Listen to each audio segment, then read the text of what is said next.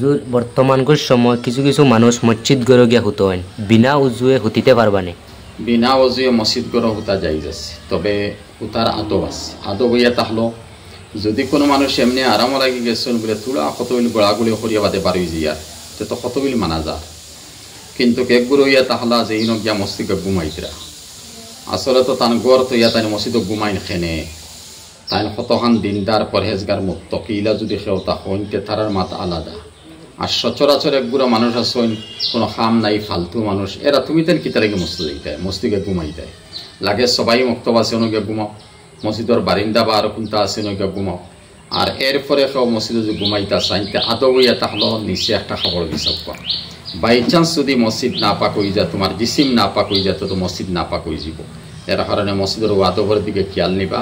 আর আরও আদব হইয়া তাহলে আপনি আনা অজুয়ে মসজিদ না হামাইয়া আদব হইয়া তাহলে অজুর সহিত মসজিদ হামাকুয়া তাহিয়াতুল ওযু ফারন্তে 2 রাকাত পড়কুয়া, দাখলিল মসজিদ তাহিয়াতুল মসজিদ 2 রাকাত পড়কুয়া। আর এরপরে একটা হক আদায় করিয়া বাদে ঘুমাও।